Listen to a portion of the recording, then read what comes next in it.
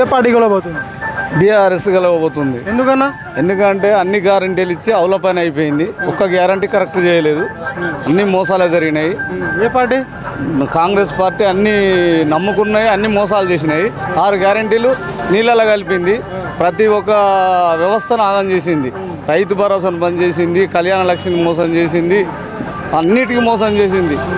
మనకు బీఆర్ఎస్ చేసిన పనులే ఉన్నాయి. ఆమె పాలకుర్తిని వెళ్తుంది. తొర్రూరు మున్సిపాలిటీలో టీఆర్ఎస్ ఉన్నప్పుడు ఏం అభివృద్ధి కాలే, కాంగ్రెస్ ఉన్నప్పుడే మొత్తం అభివృద్ధిలో ఉన్న కార్యక్రమాలే ఉన్నాయి. ఒక్క పని కూడా కరెక్ట్ రాలే.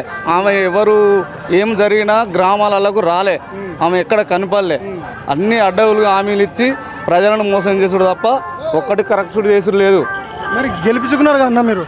మేము గెలిపించుకున్నా. ఒకసారి బొమ్మను చూడాలనుకున్నాం. ఆ బొమ్మ చరిత్ర చూసినాం. ఇప్పుడు ఆ బొమ్మ చరిత్ర అంతా మాకు తెలిసింది. తెలిసినాక మేము ఇప్పుడు మళ్ళీ వెనక తిరిగినాం కదా. మళ్ళీ ఎక్కడున్నాడు మా పార్టీ నాయకుడు ఎక్కడున్నా అక్కడికి పోయినాం. మళ్ళీ ఏ గుడి ఆ ఎలక్షన్లకు పోయినాం. ఏదైనా కానీ అన్నీ మోసం చేసినాయి. కళ్యాణ లక్ష్యం కానీ కేసీఆర్ గిట్టే ఎవరు ఉన్నప్పుడు మంచిగా ఉండే? మా కేసీఆర్ ఉన్నప్పుడు మంచిగా ఉండే.